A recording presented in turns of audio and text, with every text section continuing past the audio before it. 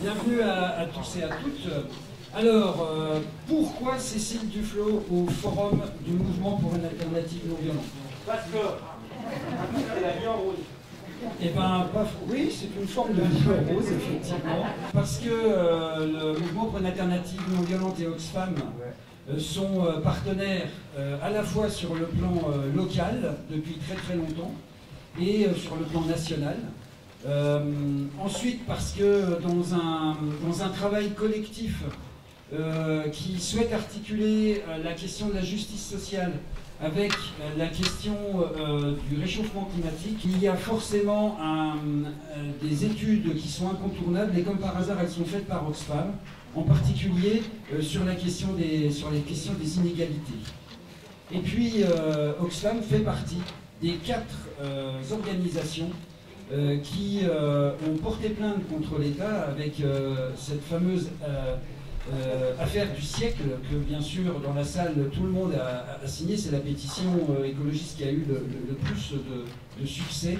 Et cette démarche est extrêmement intéressante pour la question de la non-violence, puisqu'elle pose la question de la stratégie du droit. Comment utiliser les aspects juridiques pour faire bouger l'État. Voilà. Donc c'est toutes ces raisons-là qui nous ont amenés à inviter Cécile Duflot. En plus, Cécile Duflot a un itinéraire particulier, puisqu'elle a eu des responsabilités politiques à un assez haut niveau, et qu'elle a choisi maintenant de s'investir sur l'aspect associatif. Et donc je pense que c'est intéressant aussi de travailler sur cet aspect.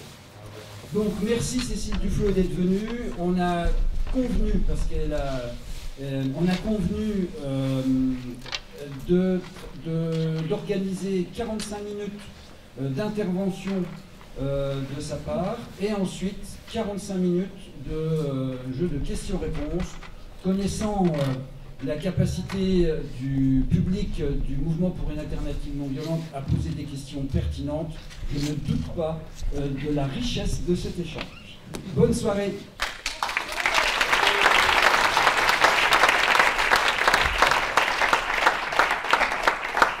Merci, bonsoir à tous et bonsoir à toutes. Merci de m'accueillir devant vous.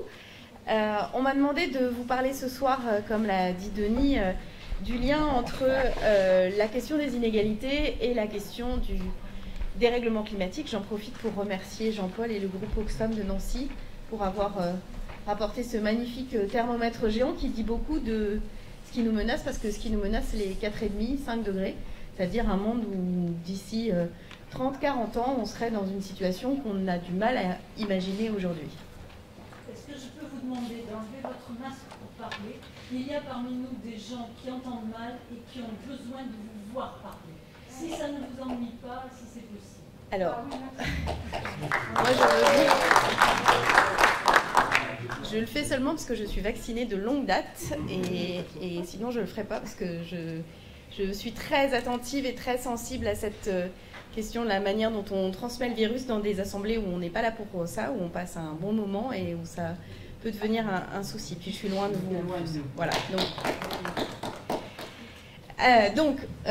Je remerciais quand même Jean-Paul et le groupe de Nancy d'être ici, parce que Oxfam, c'est donc une ONG qui est née en 1942 avec l'idée de lutter contre la pauvreté, avec une prise de conscience de Britanniques qui était de se dire que les populations en Grèce mouraient de faim. Elles mouraient de faim, les populations civiles, en particulier les personnes âgées et les enfants, par l'absence de vivres, mais aussi elles mouraient de maladie parce qu'elles n'avaient plus de médicaments. Tout ça a été causé par le blocus des Alliés. Le blocus des Alliés visait à poser un problème aux nazis qui occupaient la Grèce, sauf qu'en fait, c'était les populations civiles qui étaient les principales victimes. Et donc, Oxfam s'est créé pour apporter des vivres et des médicaments sur place, mais simultanément pour faire pression auprès des parlementaires britanniques pour dire que la manière dont ce blocus était exercé, en fait, ne pesait pas tellement sur l'armée allemande ou sur les nazis, mais pesait beaucoup sur les populations civiles. Et depuis le début, notre idée, c'est de dire qu'il faut qu'on s'attaque aux conséquences de la pauvreté. Et donc, on travaille dans 65 pays dans le monde sur des programmes humanitaires et de développement, mais aussi aux causes. Et en travaillant sur les causes, petit à petit, sur les causes de la pauvreté, la question du changement climatique est apparue de plus en plus nette, parce que cette question, elle a déjà des conséquences dès aujourd'hui, notamment dans les pays et les zones les plus pauvres de la planète. Je pense en particulier à la zone sahélienne, à l'Asie du Sud-Est.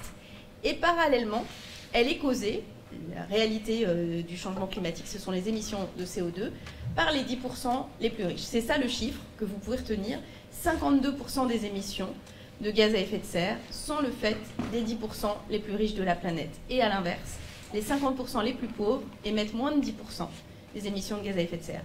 À avoir dans la tête aussi, quand on met en cause la natalité dans les pays du Sud, par exemple, la réalité du lieu d'émission est pas du tout liée à l'individu, mais bien au mode de vie, au mode de développement.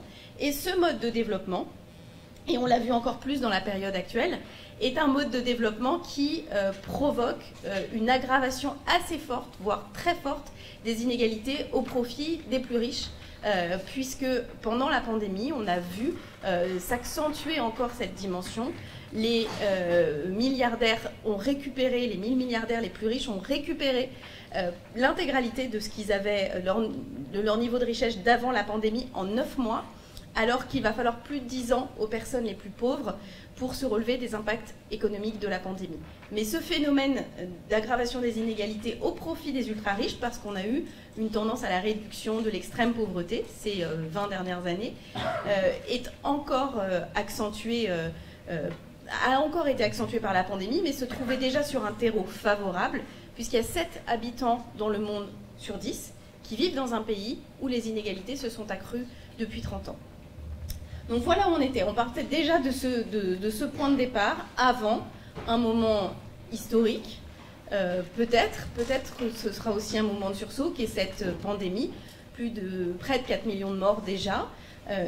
Une pandémie, c'est donc une épidémie qui touche l'ensemble de la planète et qui l'a fait en quelques mois, en désorganisant tout un tas de fonctionnements habituels de nos sociétés, mais surtout en continuant d'aggraver les inégalités. C'est ce que nous avons appelé le virus des inégalités, puisque je vous ai parlé de ce qui s'est passé au niveau mondial, mais au niveau français, les 500 Français les plus riches ont vu leur fortune augmenter de 30% depuis 2020. Donc on se dit, c'est presque contre-intuitif, mais la réalité c'est celle-là. Ça, c'est pas des chiffres Oxfam, c'est des chiffres Challenge. Donc on va dire qu'on n'est pas sur des activistes ultra-gauchistes.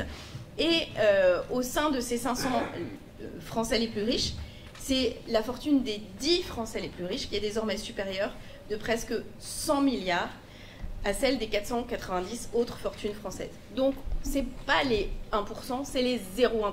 Et cette concentration de richesse devient de plus en plus importante. Alors, pour rester un moment en France, la France est dans le top 3 des plus fortes progressions. Donc, on peut se dire, vous entendez souvent, merci, c'est gentil, on entend, oui, mais la France, on est très redistributif. Oui, on l'a été, mais un certain nombre de décisions prises dans la période récente, et en particulier ces 4 dernières années, c'était un choix du président actuel de la République, ont accru les inégalités et accru la pauvreté. C'est l'INSEE qui l'a montré. Alors, Oxfam, dès 2017, avait alerté que les choix du projet de loi de finances de l'été 2017 allaient provoquer et allaient nous emmener vers un quinquennat des inégalités. C'est ce qui s'est passé, accru encore par la pandémie.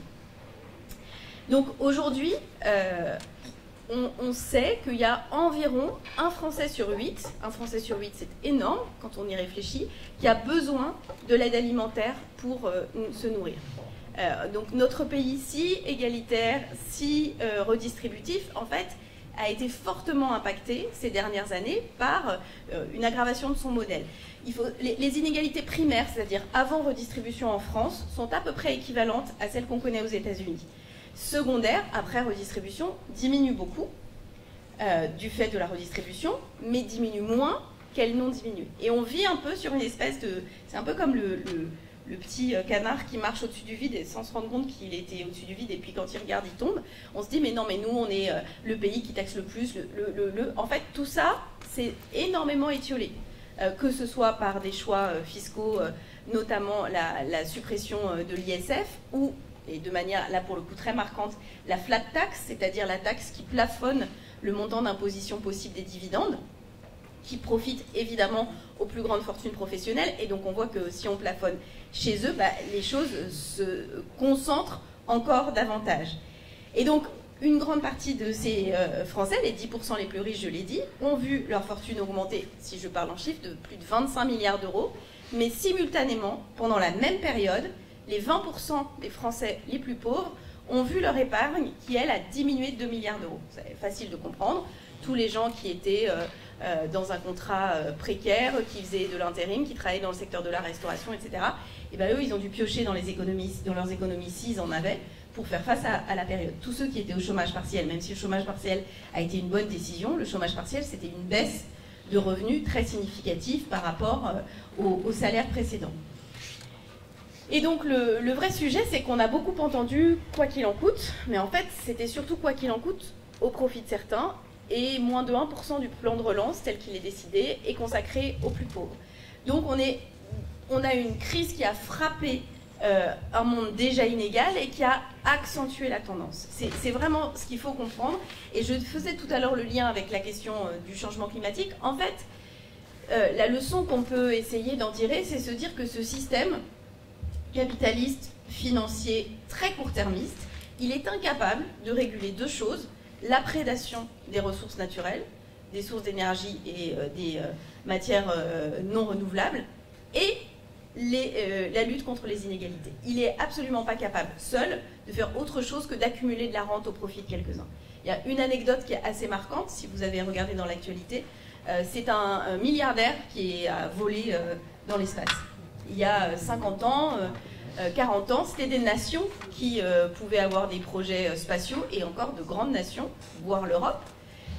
Aujourd'hui, des personnes privées seules sont capables d'avoir les moyens de financer une telle opération. Ça dit quelque chose de l'évolution de nos sociétés, et ce phénomène de concentration de l'ultra-richesse, alors rarement par des talents personnels, hein. Il faut savoir qu'en France, la moitié des milliardaires sont des enfants de milliardaires, et que pour l'essentiel, les fortunes, là, à l'échelle mondiale, se créent souvent par des situations de rente qui sont liées dans certains pays à des proximités avec le pouvoir en place, qui favorisent des niveaux de création de richesse extrêmement rapides. Donc là aussi, le discours, c'est de dire « Ah bah ouais, mais ils ont beaucoup travaillé ». Pas forcément, en fait. Pour la moitié de ces milliardaires, ils n'ont pas travaillé, ils sont tombés dans le bon utérus. Ou, comme le dit un milliardaire néerlandais, parce que Oxfam travaille avec une coordination de milliardaires qui défend une plus juste taxation, il dit « Qu'est-ce que j'ai fait, moi ? J'ai gagné à la loterie du sperme ». Et c'est très juste, c'est-à-dire qu'il y a effectivement ces inégalités, elles se reproduisent, alors que dans le même temps, il faut 6 générations en France pour sortir de la pauvreté. Donc voilà la réalité. La pauvreté, ça impacte beaucoup d'autres choses que la simple pauvreté monétaire. Donc il faut dire que les plus pauvres ont été les grands perdants de ce quinquennat, et ça s'est accru avec la période qui vient de s'écouler. Et je ne dirais pas de choses que personne n'a compris en disant que le président de la République, donc vous n'avez pas écouté pour être ici, mais vient d'annoncer qu'il relançait la réforme de l'assurance chômage, alors même que tout le monde avait bien documenté à quel point ceux qui allaient en être les principales victimes, et c'était les femmes, y compris à cause de leur congé maternité, et ceux qui avaient des contrats précaires.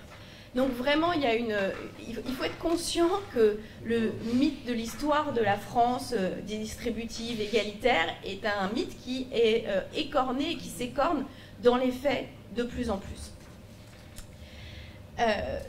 J'ai parlé tout à l'heure des décisions fiscales qui ont été prises. Elles ont eu un gros impact. On avait dit c'est symbolique, l'ISF, les Français y sont attachés parce qu'on aime bien taxer les riches. Enfin, on raconte beaucoup, on brode beaucoup autour de cette réalité, alors que en fait la flat tax dont je parlais sur les dividendes, elle a permis, enfin, le gain qui a été fait par la flat tax, c'est-à-dire les économies d'impôts, à 80%, ces économies d'impôts, donc quand vous les avez entendues, vous avez entendu dire oui, mais il faut favoriser les entrepreneurs, c'est normal qu'ils aient des dividendes, c'est leur rémunération.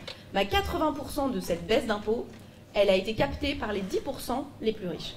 Donc tout est un peu à l'avenant, c'est-à-dire qu'en fait, il y a un discours qui enrobe cette question des inégalités et une réalité. Donc on peut dire, vous n'aimez pas les riches, la France est très redistributive, on est les plus taxés. Ce qu'essaye de montrer Oxfam, et c'est j'espère l'outil qu'on vous donne en tant que citoyen, c'est de dire qu'il y a le discours, et puis il y a la réalité des chiffres derrière le discours. Et nous, notre conviction, c'est que on croit au pouvoir citoyen, c'est-à-dire au fait que les gens informés vont être capables de peser sur leurs dirigeants de différents moyens, mais j'y reviendrai peut-être avec l'affaire du siècle aussi, mais pour prendre conscience de cette réalité. Là, est-ce que ce serait possible de faire autrement? Alors bien évidemment, il y a plein d'autres modèles fiscaux, mais même là, dans l'actualité très récente, l'Argentine, la Nouvelle-Zélande, la Bolivie, ces 3 pays qui ont adopté une contribution exceptionnelle des plus riches pour financer la crise. On pense que c'est possible que ça arrive aux États-Unis. Déjà, Joe Biden a annoncé la remontée du taux marginal de la dernière tranche d'impôt sur le revenu. Donc les choses bougent, c'est aussi, et on l'a vu d'ailleurs sur certaines questions, même y compris du côté, de l'autre côté de l'Atlantique, du côté des États-Unis, des choses qui semblaient immuables bougent, et qu'on a quand même ici certains dirigeants qui sont les derniers des Mohicans de la défense d'un discours sur la baisse, j'allais dire par principe, des impôts. Il faut savoir que cette question de l'aggravation des inégalités, elle est prise très au sérieux aussi, pas seulement par des activistes ou par des ONG comme Oxfam, mais par de grandes institutions mondiales, le FMI, la Banque mondiale, qui disent que les inégalités sont sans doute le facteur de déstabilisation des sociétés le plus important, voire celui qui comporte le plus de risques de violence. En 2019, donc avant cette année très chamboulée, on a compté 43 pays dans lesquels il y a eu des émeutes, des mobilisations sociales très importantes, voire des moments presque plus graves, où la question des inégalités était au centre des sujets. C'est le boycott organisé au Maroc, qui est le pays le plus inégalitaire du Maghreb. C'est ce qui s'est passé au Chili, qui a abouti là aussi même à une réforme institutionnelle. C'est ce qui s'est passé en France avec les Gilets jaunes. Mais il y a bien d'autres exemples. C'est ce qui s'est passé au Liban, même si la situation au Liban donne aujourd'hui beaucoup de chagrin pour ceux qui connaissent des Libanais. C'est vraiment une situation extrêmement difficile, alors que la jeunesse libanaise s'était mobilisée, avait relevé la tête et avait fait des propositions avant même la catastrophe du port. Et donc cette question des inégalités, en fait, elle serpente et elle est prise en considération partout dans le monde. Oxfam a aussi beaucoup travaillé sur le Sahel, et pour nous, la solution sécuritaire n'est pas une solution pour la bonne et simple raison qu'un des éléments d'alimentation du conflit est justement de très fortes inégalités, parce que, y compris dans des pays plus pauvres, les inégalités peuvent exister. Je pense aussi que si on prend cette question des inégalités comme simplement un espèce de point de vue, en disant oui, ça existe de tout temps, il y a eu des inégalités, c'est comme ça, c'est la nature, on passe à côté du fait que la civilisation humaine est une civilisation qui a été basée sur la coopération, bien plus que sur la compétition.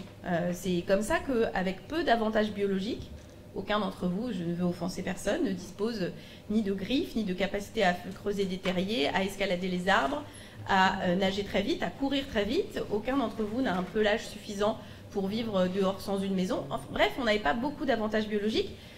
Celui que nous avons, qui d'ailleurs fragilise nos bébés, c'est qu'on a fait grossir notre cerveau. Donc du coup, on a des bébés qui naissent tout à fait incompétents de tout. Alors cette période peut durer plus ou moins longtemps suivant les bébés, de 2 ans jusqu'à 18 ans, ça dépend, même parfois ça dépasse.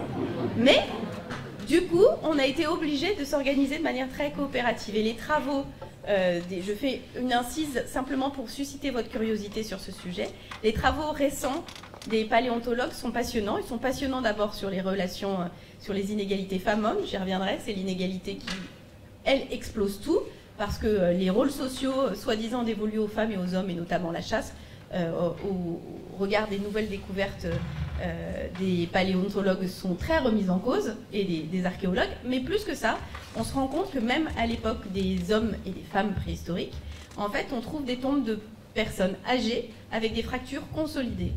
Et ça signifie que des personnes fragiles, voire même handicapées, étaient protégés par le groupe et n'étaient pas abandonnés. Donc cette logique de préservation collective et de coopération est inhérente à notre espèce et que peut-être là on est vraiment en rupture. On est en rupture sur notre relation à la nature et à notre propre planète et on est aussi en rupture dans les relations entre les uns et les autres. Je l'ai dit, il y a maintenant des personnes et des individus. Le budget de la fondation de Bill et Melinda Gates, il explose, je crois, plus de la moitié du budget des pays du monde entier. Donc, est-ce que tout ça est sérieux? C'est une bonne question. En tout cas, est-ce que c'est une fatalité? Là, c'est sûr que non. Et c'est vraiment le sens de notre action, c'est de considérer que c'est un choix politique ou un non-choix que de ne pas agir sur ces questions. De la même manière que c'est un choix politique ou un non-choix de ne pas lutter contre le dérèglement climatique. Alors, tout le monde s'inquiète du futur rapport du GIEC qui doit sortir et qui annonce des catastrophes. Alors, pardon, mais c'est le 6e rapport du GIEC et il suffisait de lire les précédents pour comprendre que, vu le scénario que nous prenions, la situation est annoncée de plus en plus pire. Et ce qui est problématique, c'est que je fais partie des écologistes qui disaient en 2009, au moment du sommet de Copenhague, attention, il faut alerter la situation des générations futures. Tout le monde a compris que ce n'était plus les générations futures. C'était même pas d'ailleurs les générations futures en 2009.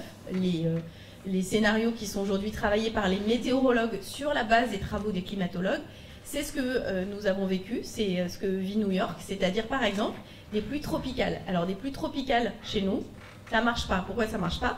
Parce qu'on a dimensionné toute notre urbanisation avec par exemple des tuyaux d'évacuation des eaux pluviales qui peuvent évacuer certaines quantités d'eau, mais sûrement pas cette quantité d'eau qui tombe en 6 minutes.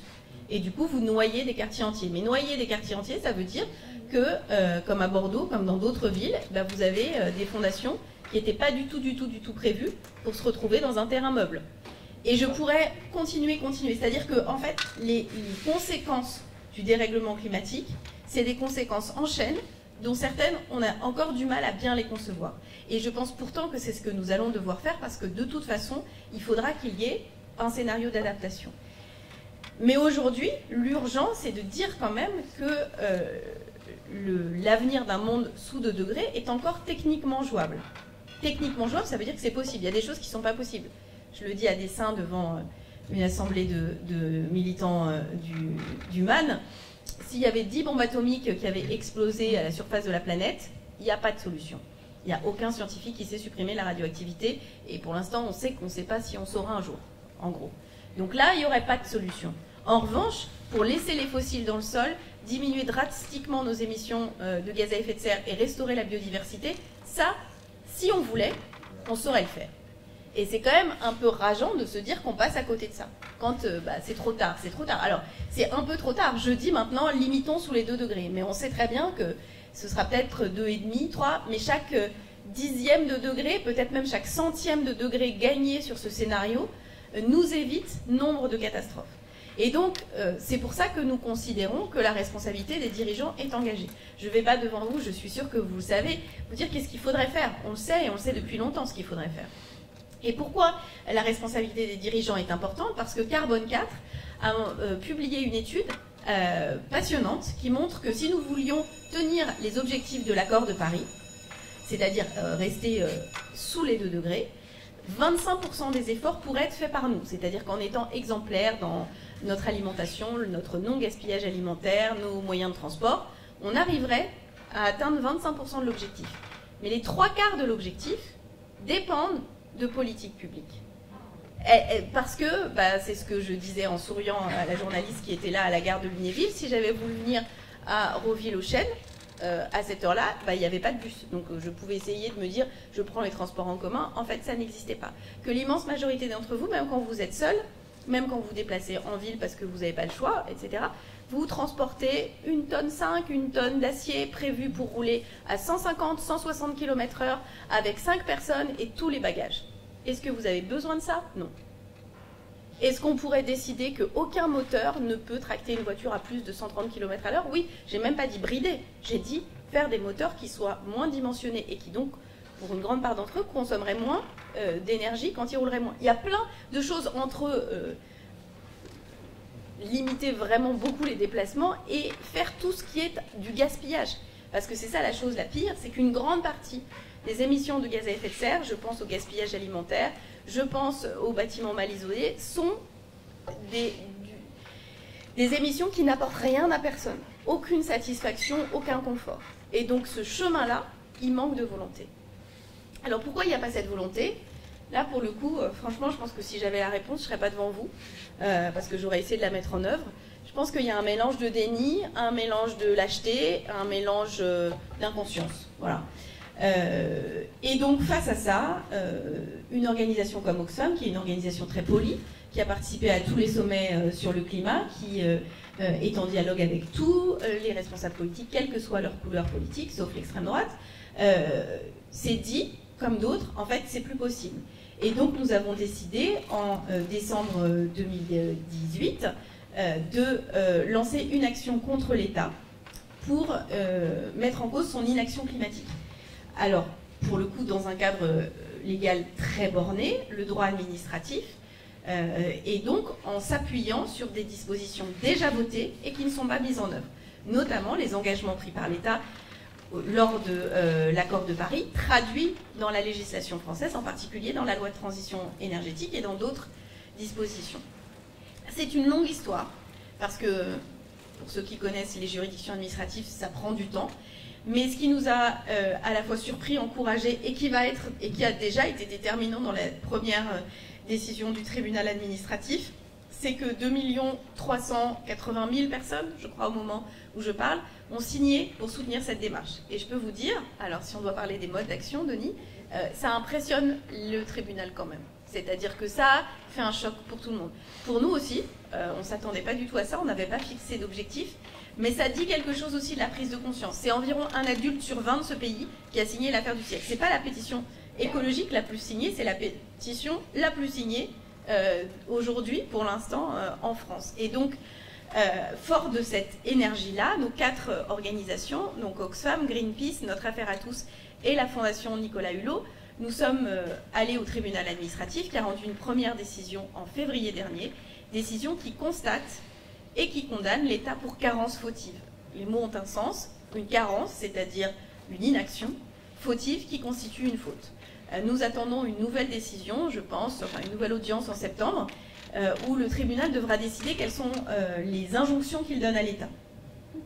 Et quelle est aussi l'astreinte que nous allons demander, puisqu'en fait, on s'est rendu compte que, à la différence d'autres pays, l'Allemagne, où quand un tribunal, la cour de Karlsruhe, prend une décision, Angela Merkel fait une conférence de presse dans les heures qui suivent pour dire qu'elle va évidemment appliquer les décisions enfin, la décision de justice. En France, ça ou rien, c'est à peu près pareil. Et donc, nous, on avait demandé 1 € de dommages et intérêts en se disant, on ne fait pas ça pour l'argent, on fait ça pour que l'État agisse. Mais je peux vous dire que, donc c'est pas encore tout à fait public, mais presque, mais que nous n'allons plus demander rien. C'est-à-dire que nous allons demander que si l'État n'agit pas, il soit soumis à une astreinte, c'est-à-dire une somme d'argent qui soit due chaque jour ou chaque mois où l'État n'agit pas.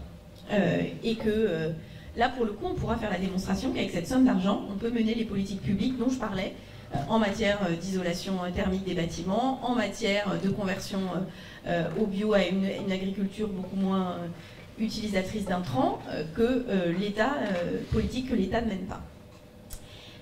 Je crois qu'il y aura un avant et un après l'affaire du siècle, parce que, outre la mobilisation très très large, il y a cette idée qu'il y a une responsabilité.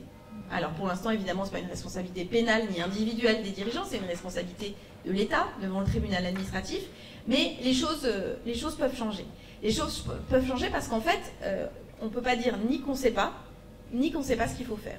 On sait ces 2 éléments-là, aujourd'hui, en 2021, et on sait qui ne prend pas les décisions. Alors, qu'est-ce que ça a donné dans les choix de politique publique récents? Vous avez entendu le plan de relance qui est vert. Oui, il est vert pour une part, et puis pour une part, il est brun. Et du coup, si vous faites vert plus brun, ça fait point de départ. Et donc, on met tout le temps en scène la dimension verte, mais nous, on essaye de montrer les 2 dimensions. Alors, où sont les clés? Il y a une clé qui est assez décisive, et une clé particulière à la France. Donc, d'abord, la clé, elle est dans les pays du Nord. Ça, il faut être bien clair. Je le redis, 52% des émissions, les 10% les plus riches. Donc, c'est chez nous. Donc, c'est ici qu'il faut plus agir. vraiment, il faut travailler sur l'adaptation et financer l'adaptation et aider l'adaptation à l'adaptation dans les pays du Sud. Mais si on doit lutter contre les émissions, c'est chez nous.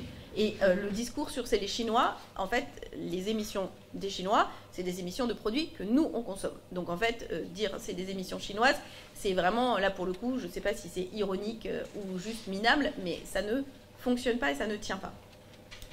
Une des clés décisives, c'est la finance.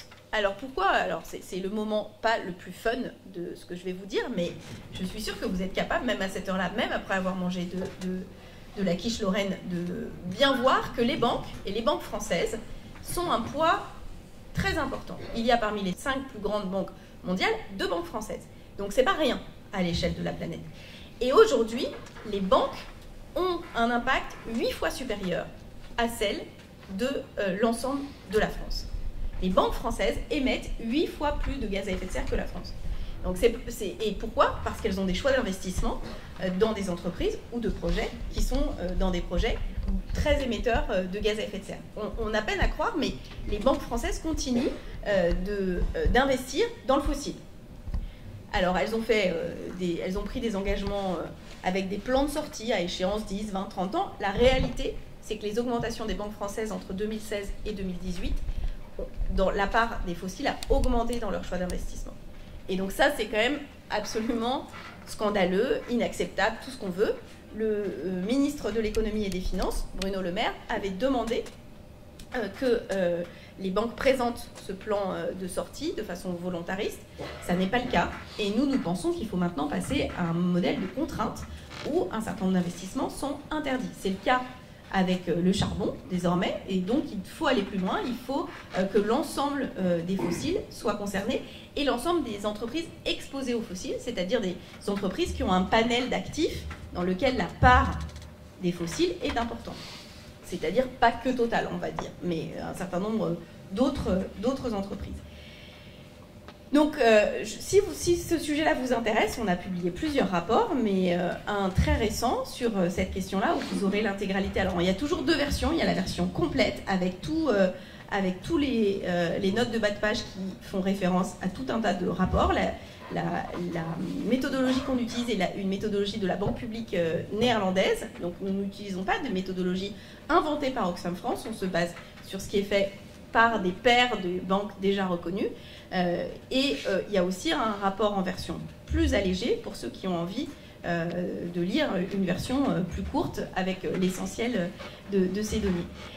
Vraiment, j'insiste, plus on comprend ces enjeux-là, plus on les lit. Parce que le rôle des banques dans la concentration de la rente, le rôle des banques dans l'investissement dans les paradis fiscaux, qui privent les pays du Sud, mais aussi une partie de nos pays, de ressources fiscales importantes, on le connaît, et il est toujours existant. Les banques françaises ont toutes des filiales dans les paradis fiscaux, dans ceux qui ne sont pas reconnus sur la liste européenne des paradis fiscaux, mais qui le sont de fait, comme y compris des pays européens, l'Irlande et les Pays-Bas.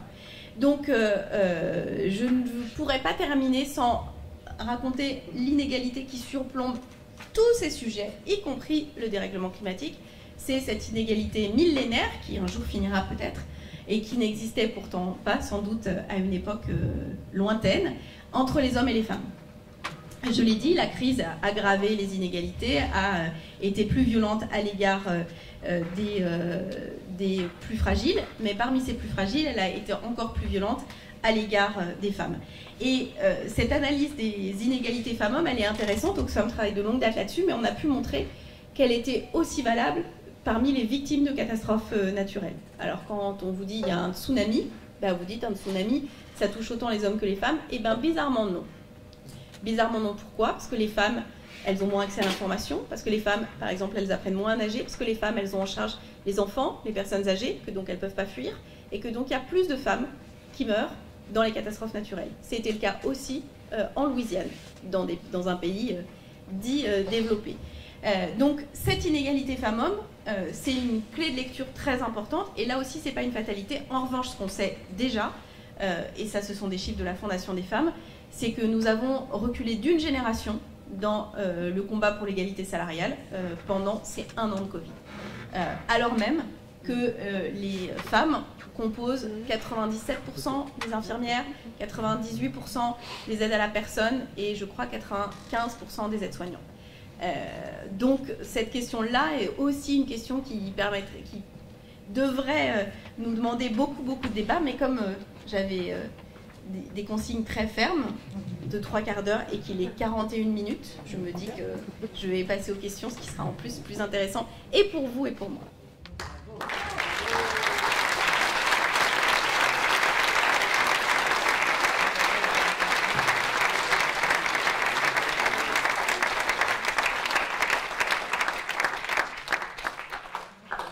Bien, allez-y, vous avez la parole. Je pense qu'on peut se débrouiller sans micro dans la salle. Autrement, je veux bien le passer avec le fil qu'il y a, jusqu'à à peu près la moitié de la salle. Qui veut commencer ?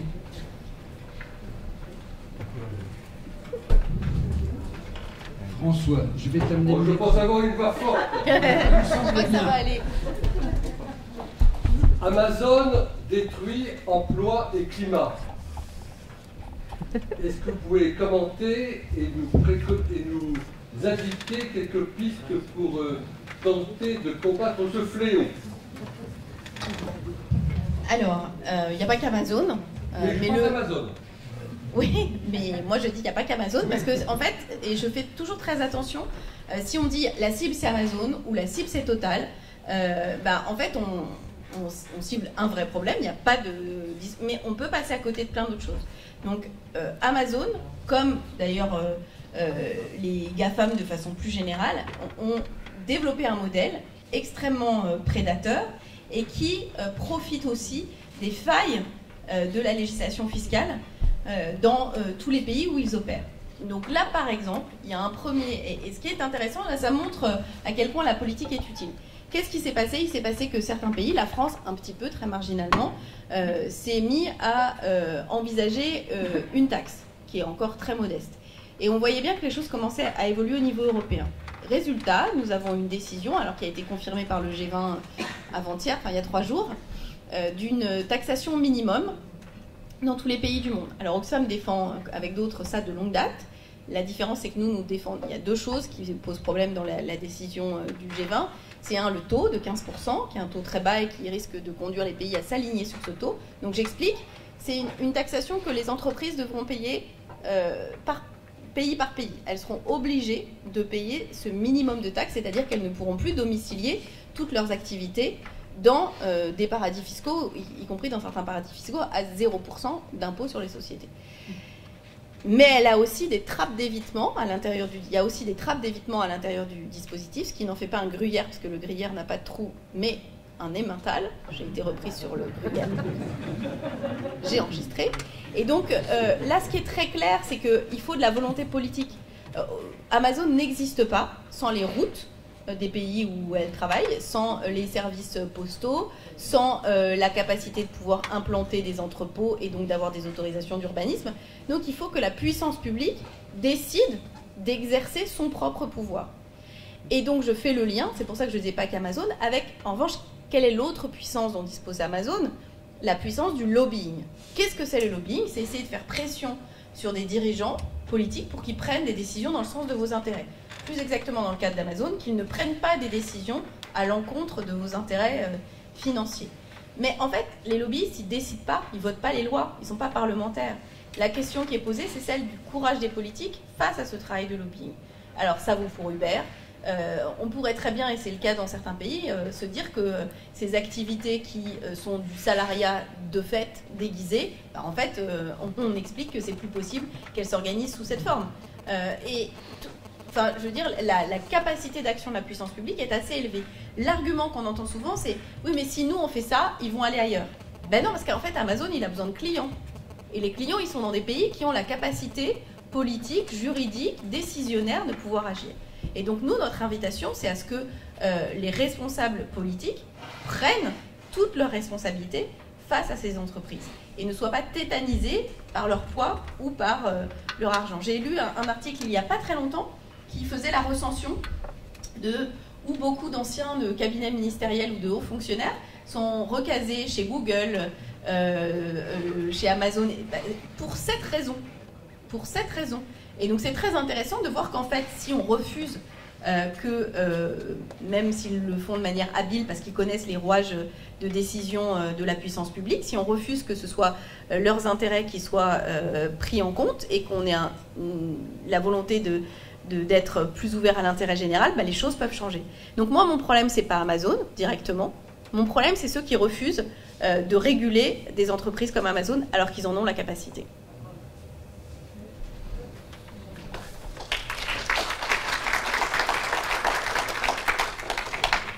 Est-ce que je peux dire que c'est bien si on alterne une question d'hommes et de femmes?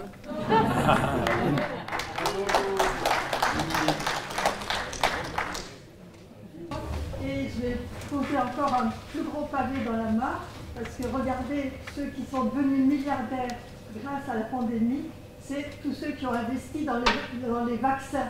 Et donc, en croyant que c'est la seule solution, alors qu'il y a des traitements pas chers qu'on aurait pu mettre en œuvre beaucoup plus tôt, eh ben, on alimente ça aussi. Donc je voulais le dire parce que je le sens très très fort et je sais que beaucoup ignorent complètement ce problème.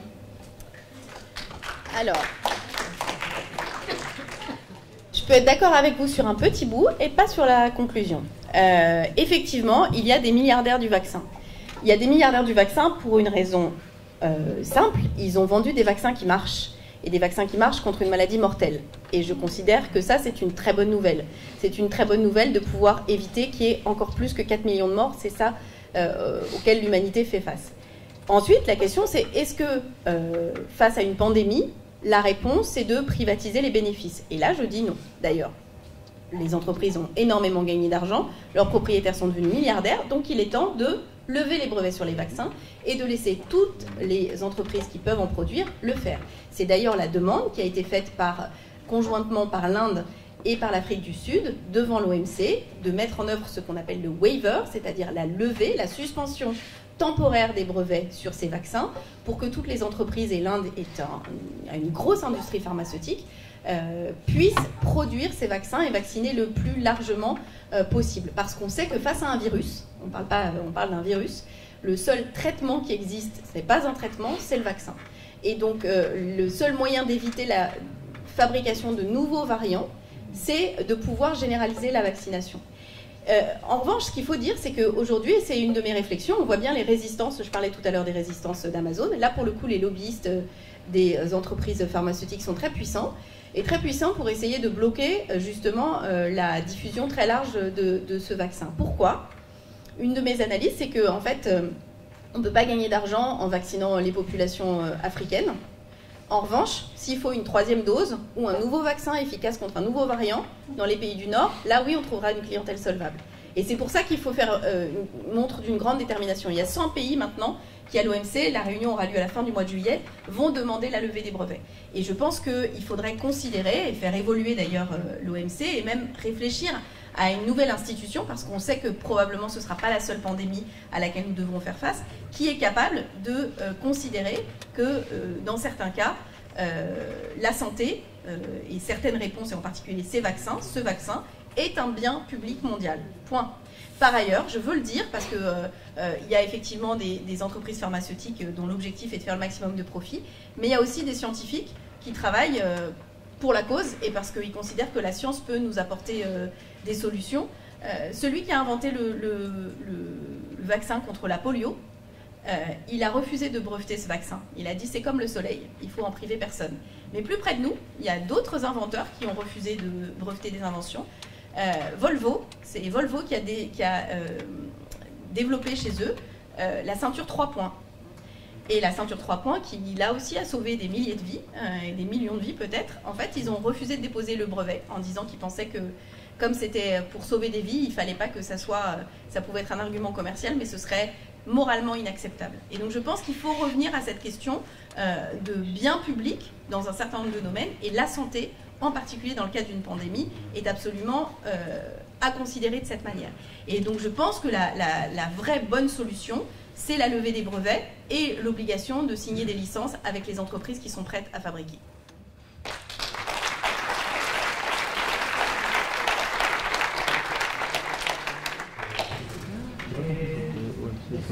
avez dit, je comprends que vous soutenez que l'économie mondiale est organisée de telle façon que les plus riches gagnent plus. Ça c'est normal parce qu'ils font les lois, non? Ils font les lois, ils font les normes, ils font les mouvements pour même, s'il faut faire chuter la bourse, ils ont le pouvoir. Donc pour récupérer, vendre ces actifs et après les récupérer après à prix de solde, par exemple. Ce n'est pas moi qui invente ça, c'est Charles Lindbergh, père, qui l'avait dit en 1912. Alors, il y a deux choses. Vous avez évidemment raison sur le déséquilibre entre le Nord et le Sud. Je l'ai montré avec la question des émissions, mais la responsabilité des industries extractives, la prédation qui existe encore aujourd'hui, prédation parfois légale, y compris avec une imposition quasi nulle, des sociétés étrangères qui travaillent et qui exploitent les richesses des pays du Sud. Ça, c'est effectivement là aussi un autre grand combat d'Oxfam. C'est ce que nous appelons la transparence sur la chaîne de valeur. Quand vous achetez un vêtement, alors celui-là je pense que ça va, mais celui-là c'est moins sûr. Quand on achète ce vêtement-là, un prix particulier, combien revient la personne qui l'a fabriqué? Et dans quelles conditions cette personne a travaillé? Et cette personne était-elle un adulte ou un enfant? Ça, c'est une vraie question. Aujourd'hui, on sait qu'une partie de la production alimentaire mondiale, vous avez parlé des bananes, mais on pourrait parler du chocolat, on pourrait parler d'autres productions, ne nourrissent pas les personnes qui nous nourrissent. C'est-à-dire qu'ils travaillent en ayant toujours faim. Et donc oui, bien sûr que cette question du commerce inéquitable, c'est une question qui est absolument centrale. C'est pour ça qu'il y a deux choses sur lesquelles nous on travaille, beaucoup sur le commerce équitable. Oxfam a été un des pionniers dans la distribution de produits de commerce équitable et continue. Donc si vous allez dans certains magasins, vous pouvez trouver du thé, du chocolat, notamment sur ces produits où la marge était faite au détriment des producteurs, produits dans le cadre des règles du commerce équitable, mais aussi de faire évoluer les règles de l'OMC. Aujourd'hui, vous jugez les produits pas par leur substance, c'est-à-dire que quelle que soit la manière dont est produit une pièce d'acier ou un vêtement, on jugera un vêtement, une pièce d'acier. Que ce soit un enfant qui les produit, un adulte dans des conditions écologiques désastreuses ou pas. Donc faire changer l'analyse en substance de ces produits, alors c'est ce que certains imaginent pour pouvoir avoir une taxe carbone aux frontières par exemple, c'est-à-dire d'évaluer pas seulement le produit lui-même, mais la façon dont il est produit serait de nature à faire évoluer aussi la manière dont on peut choisir d'acheter ou de ne pas acheter certains produits. Donc oui, bien sûr, c'est une question. Alors là, pour le coup, on est sur des centaines et des centaines d'années à rattraper. Ce que je trouve très intéressant là-dessus, c'est une déconstruction qui est nécessaire aussi dans nos cerveaux du Nord, sur le fait qu'on a pendant longtemps vécu, y compris ceux qui n'avaient pas une vision colonialiste, mais sur l'idée que quand même, on était dans les pays du Nord plus en avance, donc c'est normal qu'on soit plus développé. C'est très intéressant parce que là aussi je parlais des recherches archéologiques. Les recherches archéologiques montrent que beaucoup de civilisations africaines, y compris certaines, avaient construit des palais tout à fait du même niveau que ce qu'on pouvait construire à la même époque, c'est-à-dire pendant l'époque médiévale en Europe. Mais notre vision européenne nous a longtemps fait croire aux scientifiques que c'était des constructions réalisées par les Grecs ou par les Romains. C'était impossible de penser qu'à l'époque des cathédrales, on pouvait construire des mosquées d'une même dimension sur la côte est de l'Afrique, alors que c'est la réalité. Et donc il y a aussi une décolonisation de notre propre imaginaire qui est très important sur ces questions-là.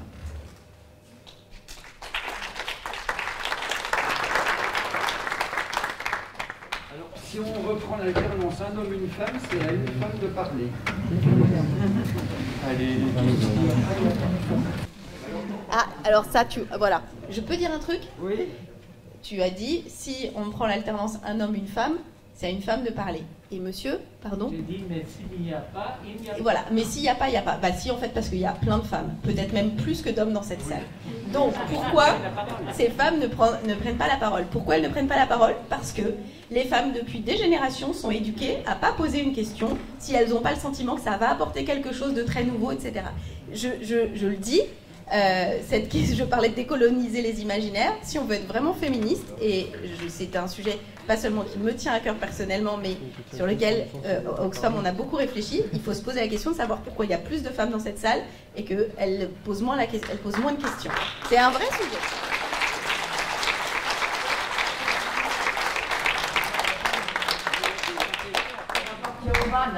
Donc on est dans la logique de la non-violence. Ben justement. Moi j'ai envie de vous poser une question. Ben voilà. J'ai atteint mon but, merci. Bon, je suis à la fois au MAN et puis à Amnesty, et je viens d'apprendre que vous faites partie, que vous êtes une ONG. Je ne l'imaginais pas. Donc, est-ce que vous êtes en lien un petit peu avec l'ONG Amnesty par rapport à tout ce que vous faites et tout ce que vous dites? Est-ce que le côté des droits humains peuvent trouver des solutions pour agir ensemble? Voilà. Alors oui, je ne sais pas ce que vous imaginiez qu'on était. Un truc. Voilà. Alors, Oxfam est une ONG, une grande ONG à l'échelle internationale. Oxfam France est un des petits membres de la famille, ce qui est très utile parce que, comme les Français sont habitués à être les chefs un peu partout, là, ça oblige à la modestie, donc c'est une très bonne chose. Mais c'est une vieille ONG. En matière humanitaire, on fait partie des trois plus grandes ONG, et on s'est posé beaucoup de questions, d'ailleurs, y compris sur nous, sur nos méthodes d'intervention, en disant on préfère maintenant travailler avec des équipes locales, de salariés locaux qui sont là tout le temps et qui, c'est pas les Superman qui arrivent au moment de la catastrophe pour gérer les choses, même si on a forcément besoin de renforts. Donc, est-ce qu'on a des liens avec Amnesty? Bien sûr. On fait aussi tout un travail, y compris parfois un travail non public. Je pense à des pays comme le Myanmar, la Birmanie. Je pense à un pays comme le Niger, notamment dans ces pays où la question de l'extraction des ressources minières pose le rôle des compagnies européennes et notamment françaises. Donc on est souvent en lien avec eux et on fait un travail avec les autorités françaises et avec, par exemple, les investisseurs dans certaines entreprises dont on sait qu'elles ont des comportements qui ne sont pas compatibles avec les droits humains. C'est par exemple un des rôles très opérationnels sur lesquels on est engagé. Ensuite, pour le coup, on partage absolument les valeurs et on partage nos locaux à Paris avec Ensemble contre la peine de mort, qui est une ONG française qui lutte contre la peine de mort partout dans le monde. Et donc vous êtes aussi, par rapport aux enfants qui travaillent et qui gagnent presque rien, ça fait aussi partie... Oui, on est contre le travail des enfants, il n'y a aucun doute. Et on est justement, c'est pour ça que je parlais de cette traçabilité, de donner à voir la chaîne de valeur dans un produit, pour qu'aussi les consommateurs sachent ce que ça signifie. Je peux vous donner un deuxième exemple. La production de fruits rouges, c'est d'abord délocalisé, entre guillemets, enfin en tout cas intensifié en Espagne, et maintenant il y a une grosse production de fruits rouges au Maghreb, en particulier au Maroc. Et pour lesquelles les travailleuses, parce que ce sont des femmes, sont dans des conditions extrêmement difficiles.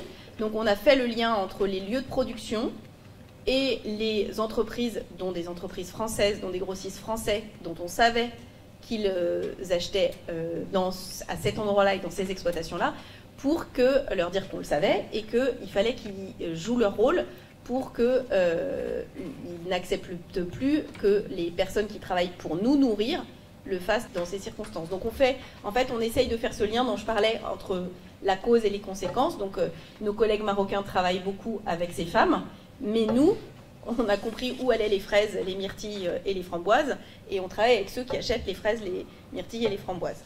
Voilà la manière dont on travaille sur ces sujets. C'est bien. Alors là, on peut applaudir, oui.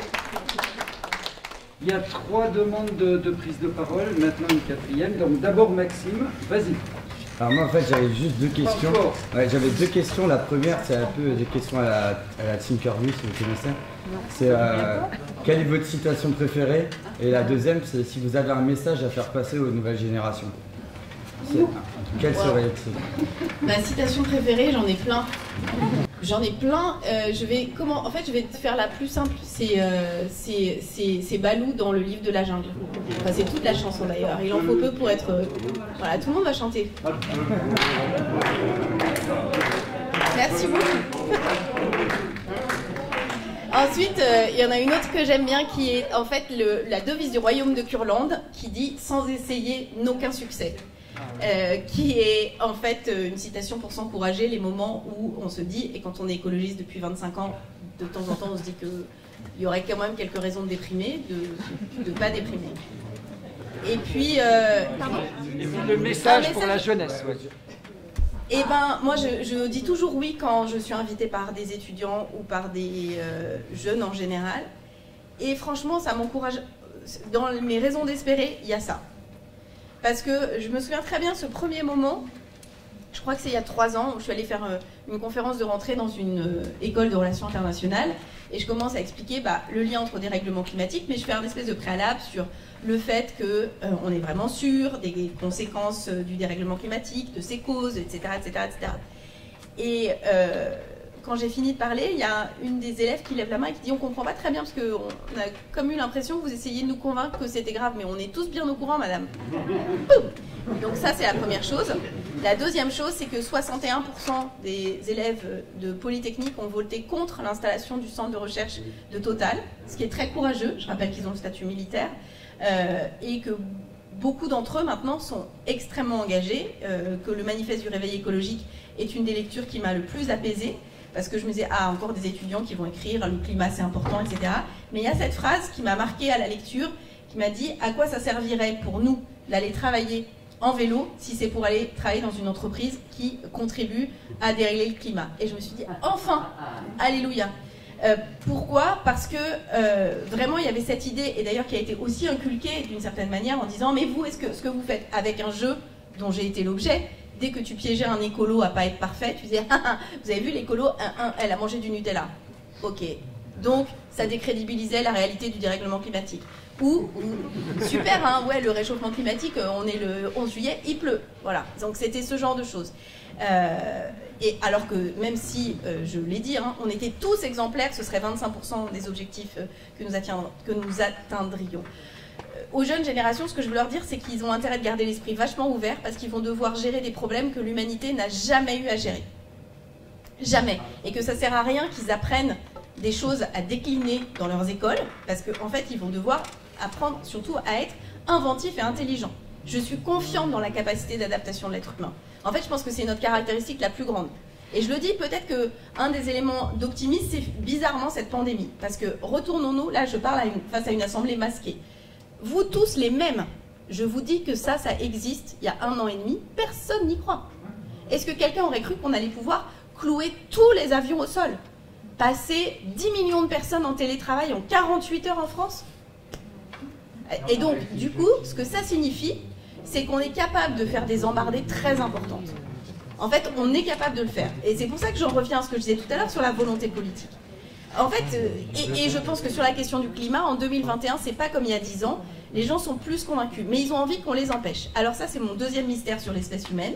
C'est ce que j'appelle le paradoxe de la dosette de lait concentré.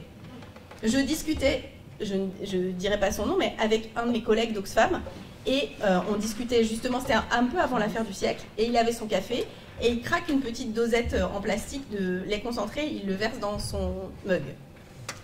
Et je lui dis, non mais là, tu peux pas, là, le lait concentré en dosette plastique, c'est pas possible. Et il me dit, oui, mais c'est tellement pratique, franchement, sinon le lait, il se perd, etc., etc. Et donc, en fait, vous savez ce qu'il faut? Pas de dosette. Voilà, si ça n'existe pas, on fait autrement. On est hyper adaptable, mais on est aussi flemmard.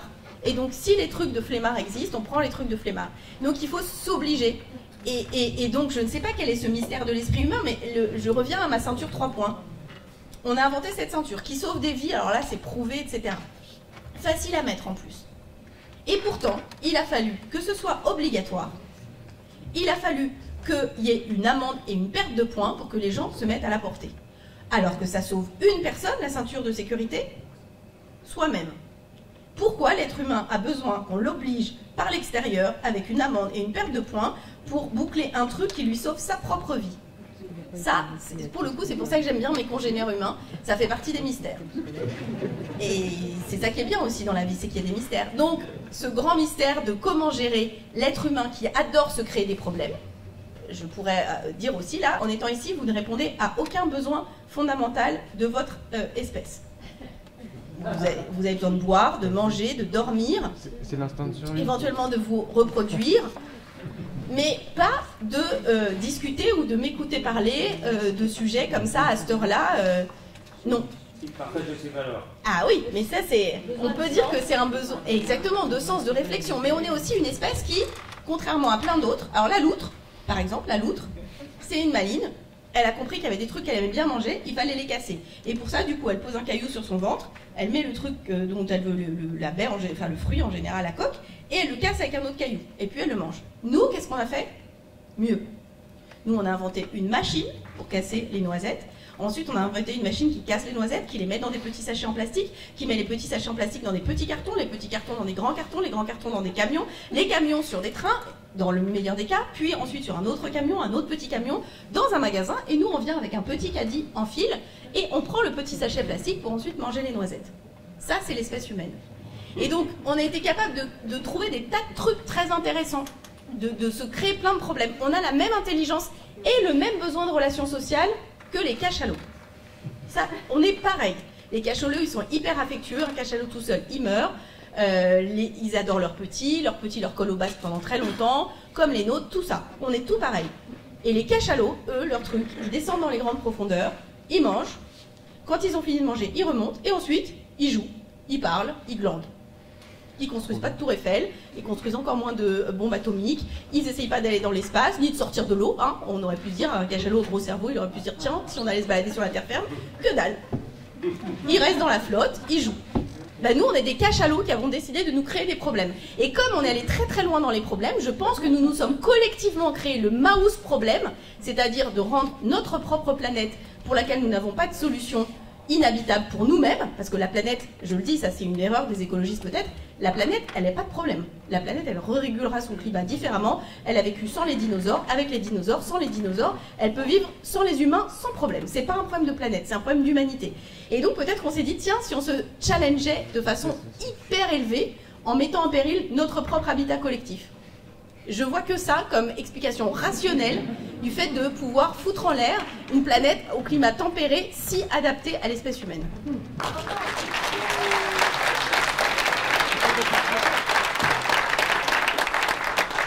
Donc, je tiens à préciser qu'il y a au moins 5 demandes de prise de parole. Donc, vas-y Patricia.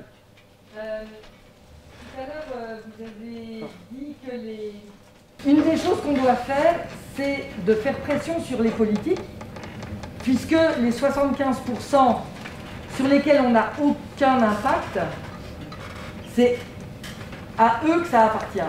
À nous tous, en gros. Donc maintenant, ça veut dire qu'il va falloir mouiller la chemise pour autre chose que de changer sa propre façon de vivre. Donc ça, c'est une première chose. Et la deuxième chose, c'est que vous avez dit tout à l'heure aussi, au début de la conférence, que les 10% les plus riches, sur le plan mondial, étaient responsables de 50% ou 90%, 52% des émissions de gaz à effet de serre. Sauf que les 10% les plus riches au niveau mondial, ils ne gagnent même pas le SMIC en France. Non. Ah non. Si. Non mais, alors, je m'explique. La limite entre les 10% les plus riches au niveau mondial et les autres, elle est à 1 000 €.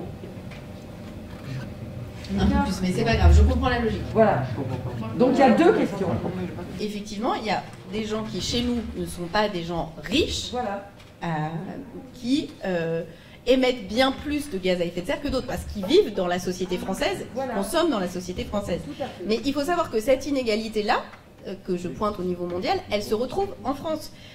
Les personnes les plus pauvres, la taxe carbone, vous payez tous la taxe carbone, mais les 10% les plus pauvres paient proportionnellement 2,7 fois plus de taxe carbone que les 10% les plus riches, alors que les 10% les plus riches émettent 3 fois plus de gaz à effet de serre que les plus pauvres. Donc en fait cette inégalité elle se retrouve aussi entre riches et pauvres. C'est ça qui est stupéfiant d'une certaine manière. Donc, qu'il faille quand même diminuer les émissions de gaz à effet de serre des gens qui gagnent 1 000 € en France, oui. Oui, c'est-à-dire que les gens qui gagnent 1 000 € en France, ils vont dans des écoles qui sont des bâtiments construits dans les années 70 et qui ont un bilan énergétique déplorable, par exemple. Alors ça, c'est pas de leur faute, mais c'est aussi eux qui contribuent. Sur comment faire pression sur les politiques, il y a des moments où je peux vous dire, en fait, je ne sais pas. Il se trouve que ça a été dit par Denis. J'ai commencé par faire de la politique, et de la politique chez les écologistes, et je regrette rien du tout, et je suis même absolument convaincue, et c'est le seul témoignage positif que je sors de mon expérience gouvernementale, c'est que si on veut faire bouger des choses, on peut. C'est-à-dire que la démocratie n'est pas confisquée par un super pouvoir de je sais pas où.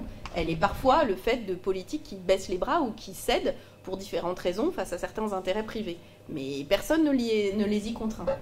Donc, en revanche, ce qui m'était apparu assez nettement, c'est que, indépendamment d'aspects plus personnels, c'est que la société française n'avait pas encore suffisamment mûri sur cette capacité à faire le lien entre les questions sociales et les questions écologiques. Il y avait 3 grands débats. C'est pour ça que je suis très heureuse que Oxfam France soit membre de 2 collectifs, le Pacte du pouvoir de vivre et aussi Plus jamais ça, qui sont des collectifs qui mixent ONG environnementales, associations de solidarité et syndicats. Parce que pendant très longtemps, on a dit « Ah, mais en fait, les écologistes, ils sont pour la nature, nous, on est pour les humains. » Enfin, je vous fais les 3 grandes fractures. Les écologistes sont pour les générations futures, nous on est pour les générations d'aujourd'hui, et vous êtes pour les petits oiseaux, et nous on est pour l'emploi. En gros, la grande fracture, ces 3 grandes fractures existaient. Et je pense qu'il fallait absolument réussir à dépasser ces fractures. Sans ça, démocratiquement, on n'allait pas réussir à mettre en œuvre les dispositions, les 75% dont on a besoin. Et je pense qu'on est en train de le faire. D'abord parce que la société française et les sociétés européennes mûrissent sur le sujet, sur la nécessité de mettre l'écologie au top de l'agenda, et d'ailleurs pas que les sociétés occidentales, hein, dans beaucoup de pays du Sud, pour une raison très claire, ils en vivent déjà les conséquences. Mais ce lien entre les questions de justice sociale et les questions écologiques se fait de plus en plus intense, et du coup, parce qu'il ne s'agit pas seulement qu'un dirigeant soit élu avec cet agenda, il faut qu'il réussisse à le mettre en œuvre. Donc il faut préparer les esprits, le terrain, la capacité de dialogue pour que le jour où ce sera possible, et j'espère le plus vite possible, ça puisse fonctionner.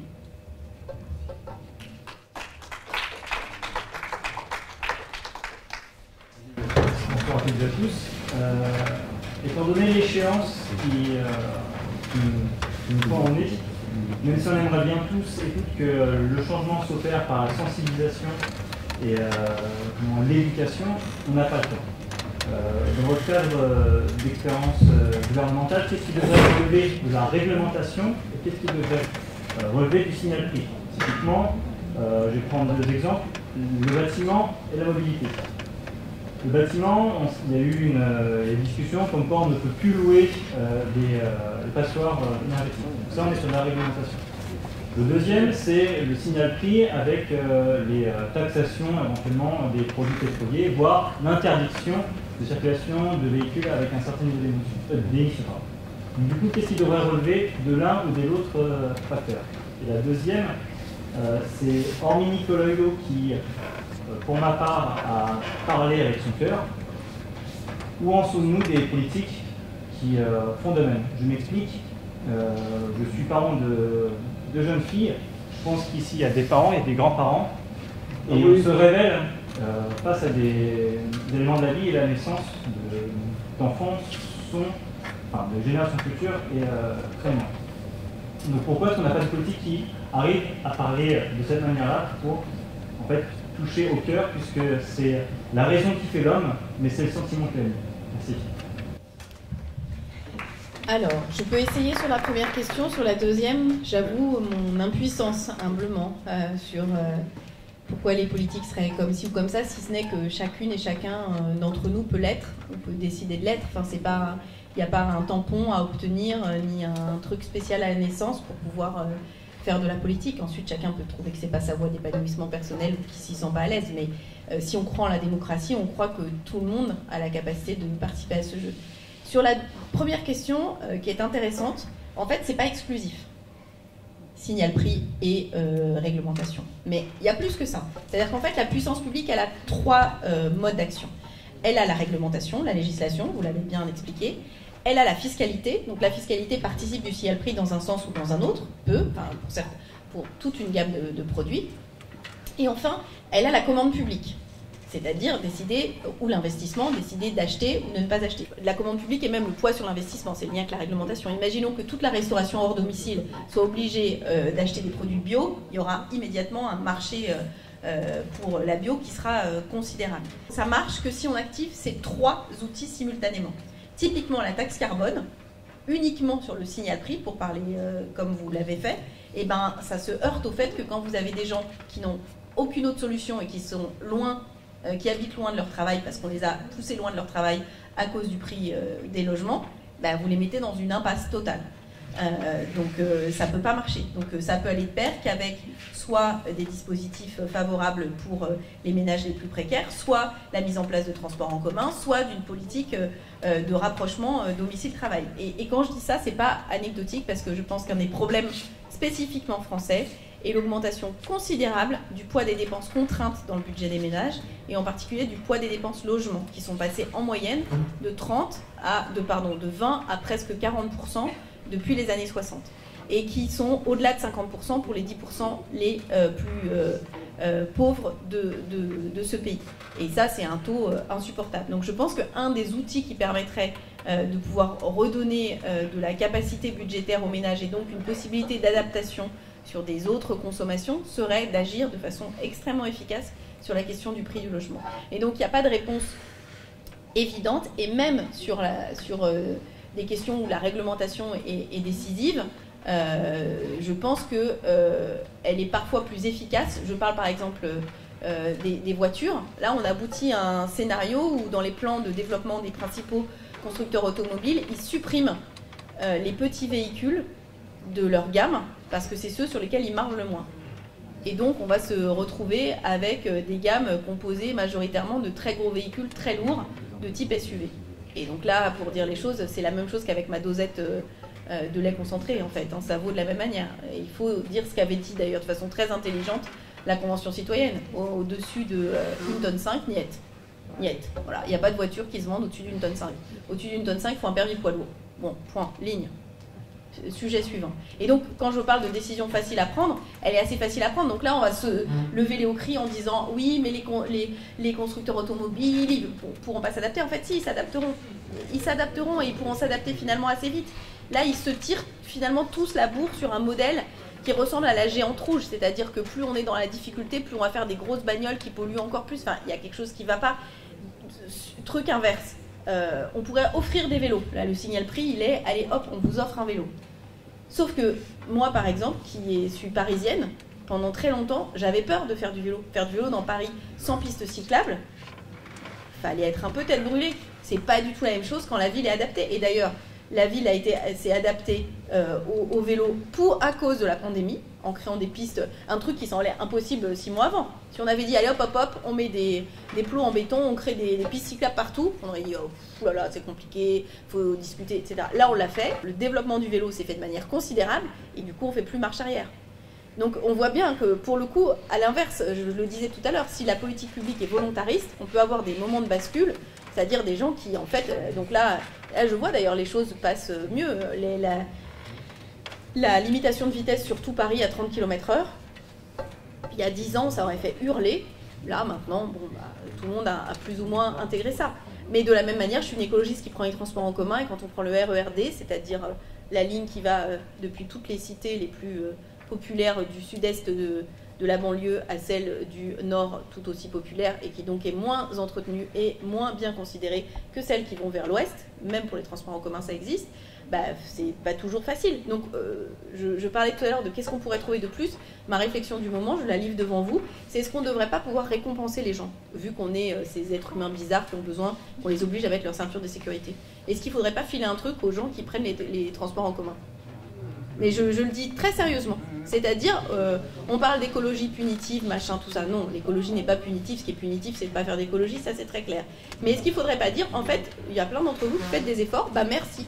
En fait, merci au nom de tout le monde. Et donc là, le signal prix pourrait être inversé. C'est ce qui a tenté, c'est ce qui avait été tenté d'être fait, notamment avec les indemnités kilométriques vélo. Mais pourquoi pas pousser cette logique sur d'autres sujets ? Et peut-être, ça pour le coup, pardon, mais je pense qu'ici je ne choquerai personne, pour avoir signé des parapheurs de remise de Légion d'honneur. J'ai vu les efforts, l'énergie, l'émotion, la fierté que pouvait provoquer chez des êtres humains a priori normalement constitués le fait de se voir décerner un ruban rouge de 1 cm de long. Je me dis que peut-être ça peut marcher de façon plus générale.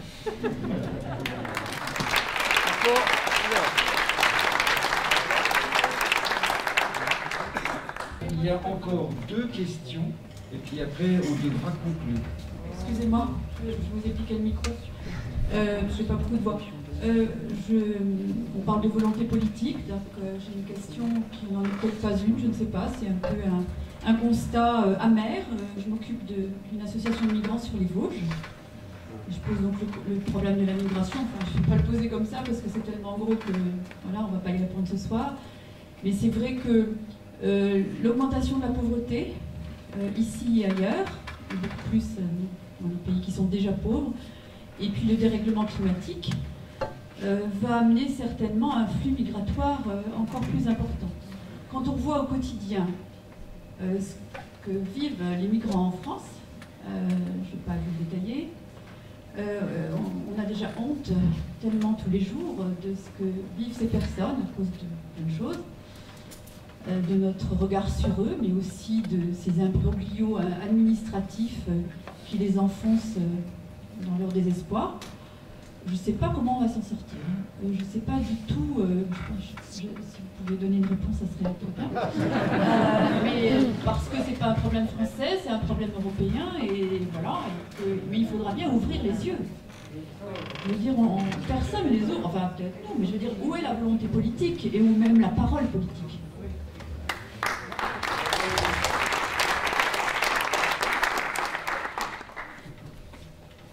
À ce propos, nous aurons demain une rencontre thématique sur la question de l'immigration et de l'hospitalité, demain après-midi. Alors d'abord, il faut être effectivement conscient que la question des migrations va devenir de plus en plus importante parce que depuis 2016, il y a plus de migrants pour cause de dérèglement, enfin à cause du dérèglement climatique qu'à cause des conflits, ce qui était un moment de rupture. Donc ça fait maintenant plus de 4 ans que la situation est celle-là et on est sur un rapport de plus de 60% à 40%.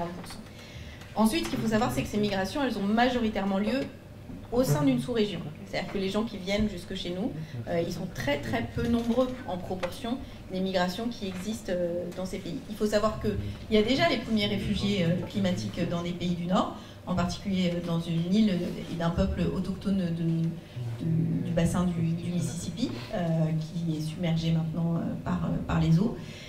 Et donc, cette question, on ne peut pas la penser indépendamment de la question du dérèglement climatique, parce qu'elle va impacter de plus en plus ces populations.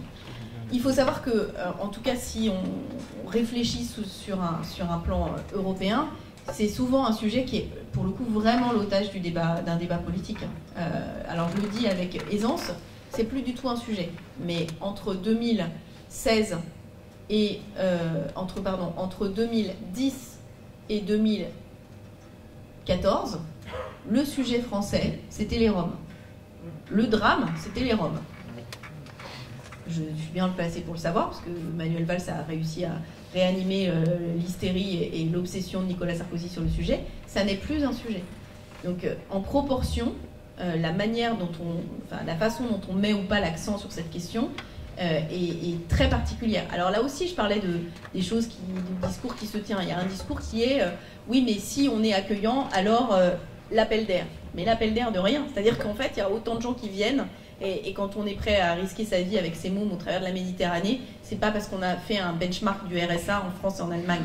Enfin, à un moment, c'est ça qui m'épate, c'est que c'est des gens qui semblent intelligents, qui disent des trucs comme ça, mais ils ont déjà vu ce que c'était la Libye. Enfin, sérieusement, enfin, c'est marrant parce que, y compris des journalistes disent oui, c'est vrai, mais jamais personne, nulle part, jamais ne s'est dit il faut aller dans tel et tel pays. On va dans un pays parce qu'on connaît plus ou moins quelqu'un, parce qu'on s'en fait une idée, mais jamais en ayant regardé là où on serait le mieux accueilli. Sinon d'ailleurs, je pense que pas grand monde ne viendrait dans notre pays en ce moment. Je pense que cette question-là, c'est aussi... il y a une autre question, c'est qu'il y a la question des migrations plus généralement. Alors on trouve ça très bien que les jeunes Français aillent faire leurs études aux États-Unis, à Singapour, ça c'est très moderne. Mais la migration d'autres vers nos pays, ça c'est très gênant. Et donc on a aussi une représentation mentale, je dis on, de façon collective, des migrations complètement erronées. Complètement erronées en termes de nombre, complètement erronées en termes de représentation. Le résultat, c'est qu'aujourd'hui la mer Méditerranée, je pense que ce sera une honte pour les sociétés européennes, la mer Méditerranée est le lieu où meurent le plus de migrants de toute la planète. De toute la planète. C'est absolument inouï. Par ailleurs, et nous sommes... Oxfam est très engagé sur l'île de Lesbos où se trouve le camp de Moria. C'est un camp qui est financé par l'Union européenne, un camp qu'on appelle un hotspot. Ça ressemble à une prison à ciel ouvert, voilà, pour dire les choses, dans lequel les migrants qui arrivent de Turquie sont obligés de rester dans des conditions qui sont indignes. Moi, j'ai fait beaucoup de déplacements. Je suis allée en Jordanie, je suis allée au Liban. J'ai vu comment les réfugiés étaient accueillis au Liban, hein, parce qu'il faut savoir qu'au Liban, la proportion de réfugiés est considérable, notamment de réfugiés syriens et aussi de réfugiés palestiniens. Eh bien, ce camp de Moria, financé par vos impôts, par mes impôts, c'est une honte absolue. Il a d'ailleurs pris feu, c'était prévisible. Les enfants et les femmes sont dans des conditions mais dantesques, où les femmes ne dorment pas la nuit pour pouvoir faire en sorte qu'il n'arrive rien à leurs enfants, parce que la situation est tellement tendue, et on laisse faire ça. Franchement, ça pour le coup, c'est vraiment... Il n'y a pas de mots pour décrire cette situation. Et donc là, je pense que peut-être qu'il y a eu une erreur aussi de la part d'un certain nombre de politiques, y compris des politiques de gauche, de vouloir avoir l'air sérieux et crédible en s'alignant sur un discours qui est un discours très excluant. Et ça, c'est un problème, parce que ça aboutit à des situations qui sont des situations inhumaines au sens strict du terme. Voilà. Et je suis sûre qu'un jour dans l'histoire, on regardera cette période très, très, très sévèrement.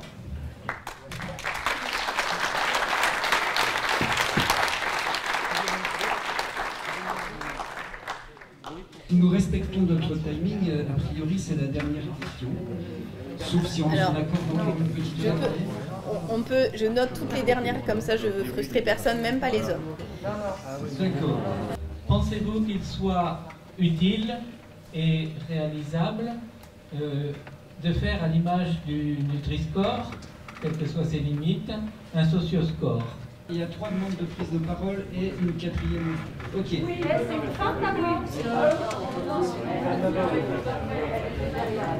Du coup, c'est bien ceux qui ont des questions à venir. Et ben, vous venez comme ça, chacun s'exprime dans le micro et tu feras une réponse. Moi, j'aimerais que vous reveniez un petit peu sur la question des femmes et de ce que a provoqué la pandémie par rapport aux inégalités qui se sont aggravées, parce que j'ai cru entendre un chiffre que je n'ose pas croire. Et j'aimerais bien, voilà, sur la régression, j'aimerais que vous reveniez un petit peu là-dessus, s'il vous plaît. Merci. Quand le dernier rapport du GIEC est paru, j'ai fait un petit mot à mes collègues élus et je leur ai dit mais il va falloir vraiment se remuer et réfléchir très fort pendant les vacances pour arriver avec de nouvelles propositions, parce que ce qu'on fait jusqu'à présent ne suffit pas. Et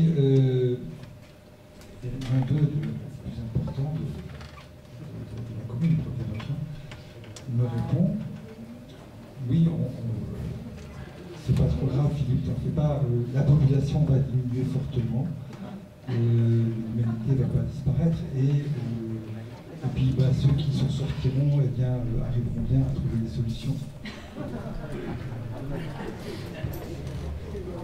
Ma question concerne donc la zone du Sahel.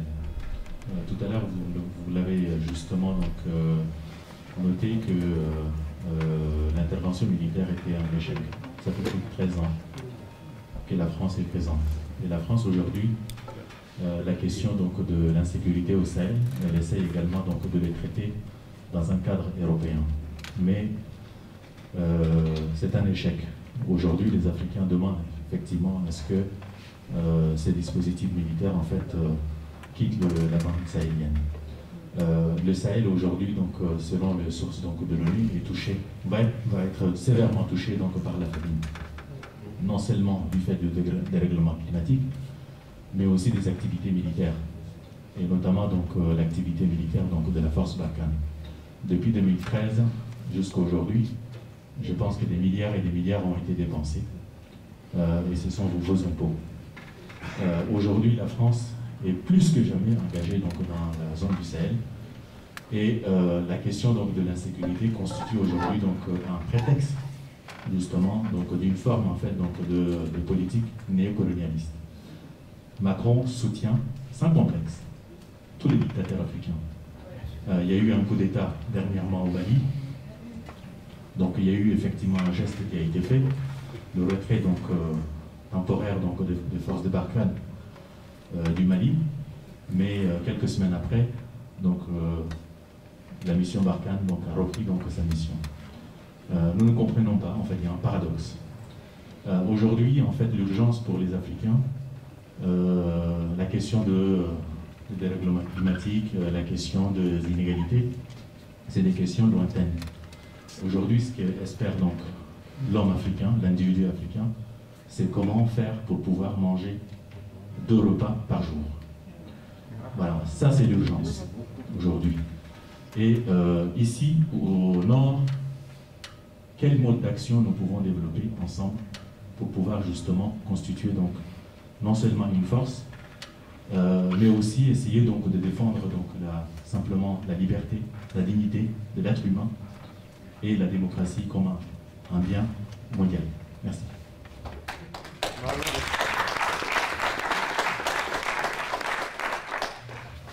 Je voudrais reposer une question par rapport à l'affaire du siècle tout à l'heure dont tu as parlé. Le problème, si l'État est condamné à verser des dommages-intérêts pour la démarche que Oxfam aura mise en route, est-ce qu'on peut être sûr que ce sera mis en application?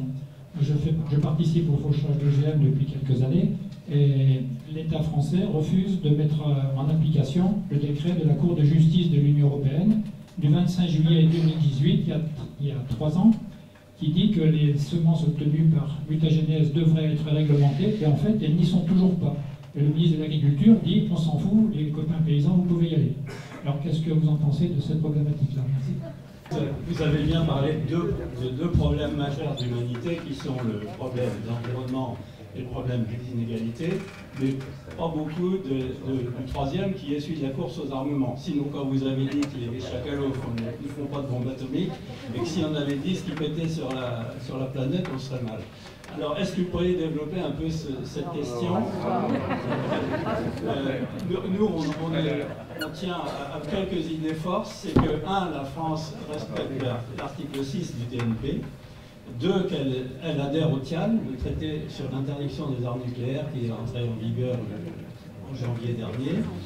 Et puis, il y a des choses qui nous tiennent à cœur aussi, c'est le développement de l'intervention civile de paix, par exemple, au Sahel, par exemple, pour mener des missions d'interposition, de médiation, d'observation des violations des droits de l'homme, etc.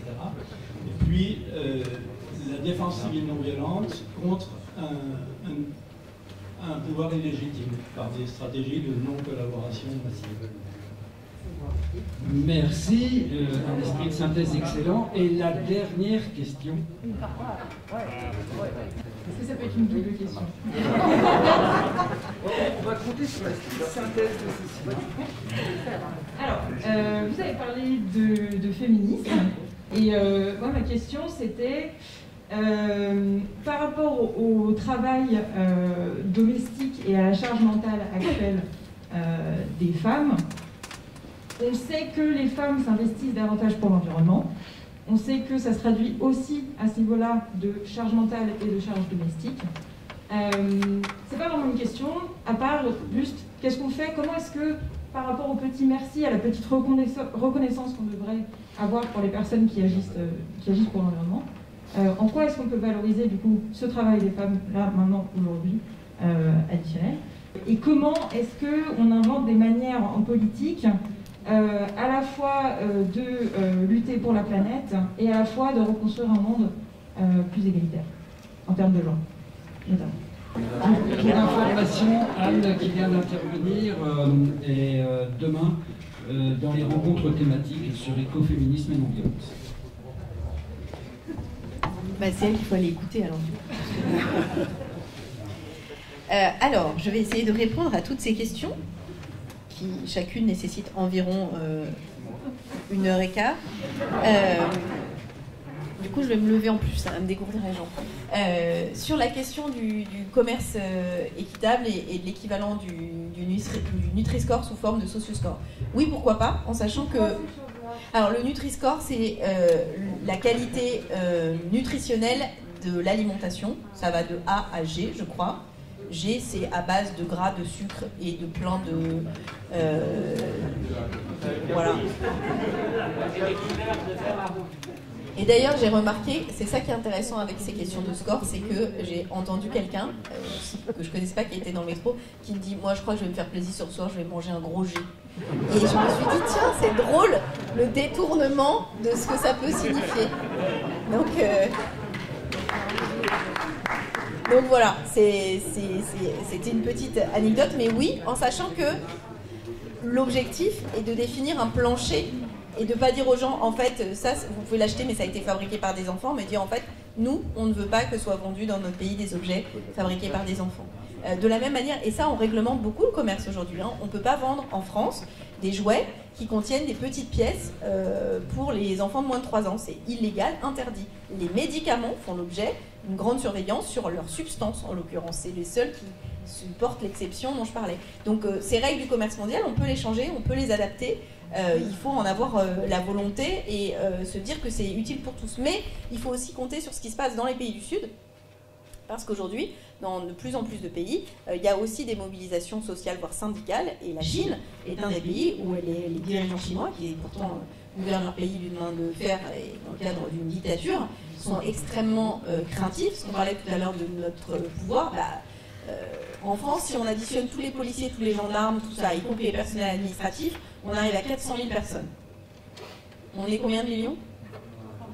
67 millions. Donc autant vous dire que vous avez beau avoir une vision extrêmement basée sur l'ordre, si on passe au-deçà d'une certaine quantité de pourcentage de la population mobilisée, le rapport de force, pour le coup, il s'inverse, y compris dans un cadre pacifique, ce que je conçois, et ma façon de voir les choses. Mais donc sur cette question-là, très concrètement, je pense qu'il faut qu'on se dise qu'il faut aussi qu'il y ait des minimums et qu'on revalorise les minimums internationaux. Et qu'on soit extrêmement, pour le coup, extrêmement... Alors, on a un élément positif dans cette histoire, c'est que les centrales d'achat sont devenues de plus en plus puissantes et de plus en plus grosses, mais du coup, ça ne fait pas beaucoup de gens à cibler, d'une certaine manière, pour les surveiller. C'est pour ça qu'il y a une loi qui a été votée à l'initiative de notamment Dominique Potier, sur le devoir de vigilance, donc cette obligation qui s'impose aux entreprises importatrices, et que cette loi commence à produire quelques effets, mais elle pourrait être bien sûr amplifiée. Sur la question des femmes, donc je suis allée rechercher la source exacte. Donc le chiffre, c'est pas 30 ans, c'est 36 ans. 36 ans de retard que l'on prend par rapport aux 100 ans qui avaient été évalués comme le délai pour pour rapprocher les inégalités salariales entre hommes et femmes. C'est un chiffre du Forum économique mondial, c'est pas non plus des gauchistes. Et l'autre chose qui est importante à savoir, c'est que tandis que les femmes ont plus subi la crise, plus de 5% des femmes ont perdu leur emploi au niveau mondial à cause de la crise du Covid, moins de 4% des hommes. Alors, en pourcentage, ça semble faible. En nombre de personnes concernées, c'est considérable, la différence est importante. Donc oui, la réalité de cette récession féminine que l'on constate du fait de la crise du Covid, elle est documentée de plein d'aspects, mais elle est évidemment très sûre. Donc du coup, je vais faire le lien avec la dernière question sur le travail domestique. Alors, chaque année, Oxfam publie un rapport à l'occasion de Davos. L'année dernière, notre rapport portait sur celle qui compte, c'est-à-dire justement sur toute cette part du travail non rémunéré, que ce soit le travail domestique, mais aussi la prise en charge de tout un tas de personnes vulnérables qui sont le fait des femmes. Il y a aussi du travail agricole non rémunéré, très largement accompli par les femmes. Les différences de propriété des terres sont considérables. Et donc nous, notre volonté, alors ça n'épuise pas le sujet, mais c'est de rendre tout ça visible. C'est-à-dire plus cette inégalité femmes-hommes, comme on vit avec, qu'on y est habitué, on a du mal à la voir. Et je le dis, c'est un exercice à faire pour chacun d'entre nous sur les réflexes qu'on a ou qu'on n'a pas. Et donc nous, on donne à voir la réalité de ce travail non rémunéré par les femmes qui, s'il n'existait pas, gripperait instantanément tout notre fonctionnement social. Alors, on va tous mourir, et puis ceux qui ne vont pas mourir, ils s'en sortiront. Oui. Moi, je connais et je lis beaucoup tous les écologistes qui théorisent l'effondrement. C'est intéressant. Alors maintenant, avec le temps qui passe, un certain nombre de pronostics se sont avérés inexacts. Yves Cochet avait annoncé en 2006 qu'il n'y avait pas de raison de s'empailler sur les JO à Paris en 2012. C'était ça le projet à l'époque, parce qu'il n'y aurait pas de JO, parce qu'il n'y aurait plus d'avions. Il y a toujours des avions, enfin quand il n'y a pas de pandémie, mais pas grand monde n'avait identifié les conséquences d'une pandémie de l'ampleur que celle que nous avons connue. Et d'ailleurs, donc probablement, nous n'allons pas sortir tout de suite, ni très vite. C'est ça qu'il faut comprendre, c'est qu'en fait, on a pensé au début que ce serait une affaire de 3 mois, puis aller grosso modo 1 an, et là, tout le monde commence à se dire que peut-être qu'on va devoir changer nos habitudes de vie à l'échelle planétaire et beaucoup plus durablement. Donc, moi, je n'arrive pas à faire partie des pessimistes. Hein. Je ne sais pas si c'est un truc interne, mais parce que je ne pense pas que qui que ce soit accepte la disparition massive, etc. Enfin, là, les Canadiens, ils viennent de connaître 300 morts à cause d'une vague de chaleur historiquissime. On fait ça 1 fois, 2 fois, mais pas 3 fois, en fait. Il y a un moment, personne ne va accepter passivement ces situations. Donc mon optimisme tend à me dire qu'à un moment, il va y avoir une espèce de mouvement de bascule en faveur de mesures radicales sur les questions d'écologie, très rapide. C'est-à-dire qu'on n'aura rien fait pendant longtemps ou quasi rien, puis tout d'un coup, le truc va basculer très fortement. En tout cas, c'est comme ça que j'essaye de rester optimiste, en sachant qu'il faut se dire comment c'est possible de préparer ça, est-ce que ce sera possible de le faire. En vrai, c'est beaucoup plus possible depuis la pandémie, où on a tous compris qu'on pouvait changer nos modes de vie, tout un tas de choses beaucoup plus rapidement, y compris collectivement, que ce qu'on imaginait. Je vais vous donner un exemple. Hein. Pendant des années, la SNCF a réfléchi, je parlais tout à l'heure de remercier les gens qui prennent les transports en commun. J'imagine que parmi vous, il y a des parents de familles nombreuses. Partir en vacances en train avec des enfants, en fait, c'est chiant. Si ça coûte 5 fois plus cher que prendre sa voiture, où les gens sont vraiment extrêmement conscientisés, ou ils sont un peu cons. Donc il faut se dire quoi dans ces cas-là? Ça doit coûter moins cher. Et pourquoi? Parce qu'en fait, si on calcule que le prix du billet de train versus l'essence, on se trompe.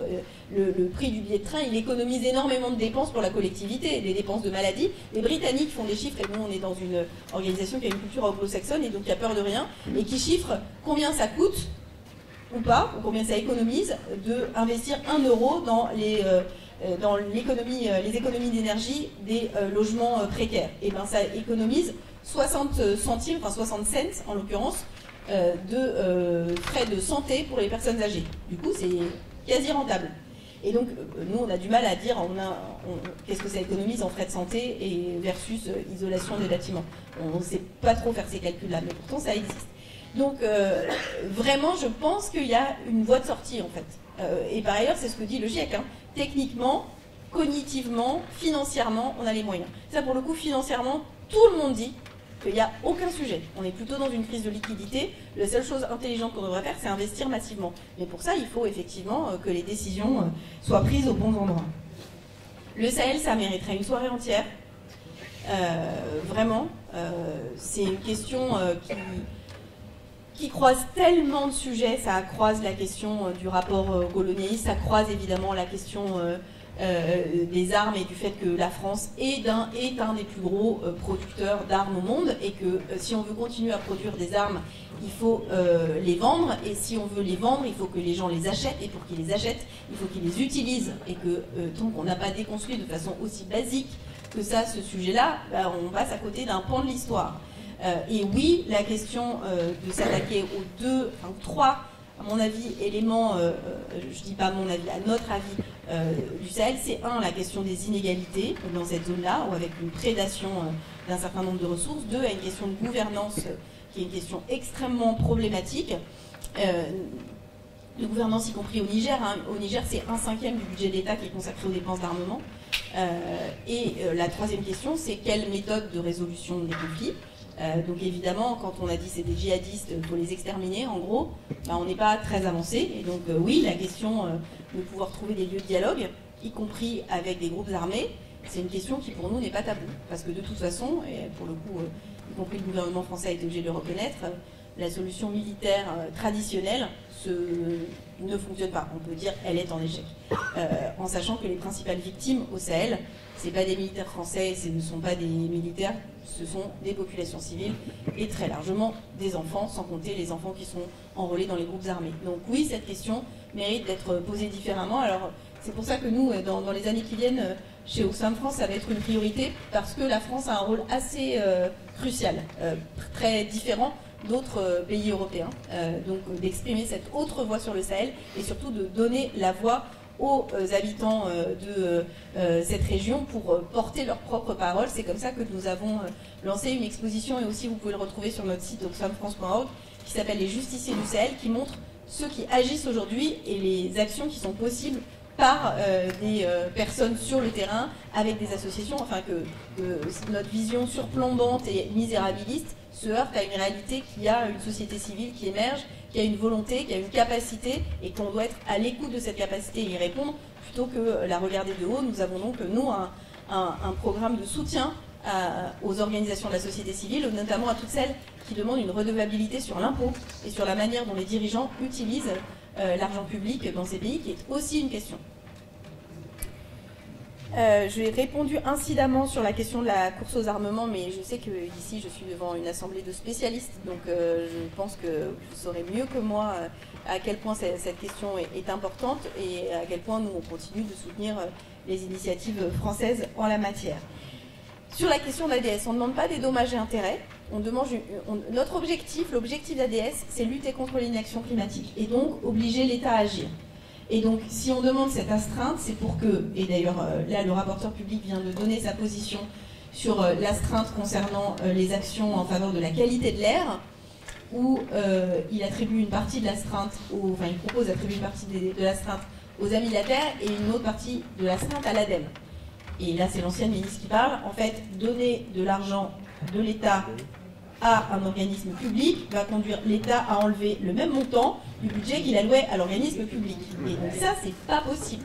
Donc je comprends que ce soit dans la tête du Conseil d'État, il se dit que tout ça est bien géré, mais c'est comme le DALO, pour ceux qui connaissent le logement et le droit au logement opposable. En fait, l'État, il reçoit une amende, il la prend dans sa poche de droite et il met l'amende dans sa poche de gauche. Et donc là, l'efficacité est quand même très limitée. Donc ça, l'avantage de l'affaire du siècle et de sa médiatisation, c'est qu'on va réussir, on espère, populariser cette question, sachant que notre objectif, c'est que l'État agisse. Et s'il agit sans qu'on ait besoin de le sanctionner, très bien, on sera très satisfait. Je crois que j'ai fait le tour des sujets.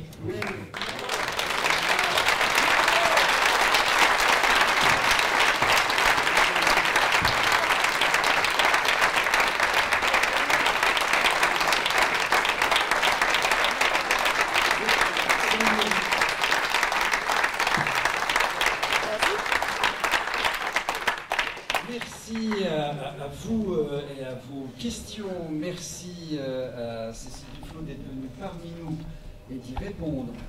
Et puis maintenant, on peut s'autoriser un petit moment de convivialité, si vous le voulez, en changeant d'étage, en sachant qu'il est quand même 10h20 et que Cécile Duflot doit repartir demain assez tôt. Donc quelques dizaines de minutes au-dessus, et puis après, une bonne nuit sera réparatrice.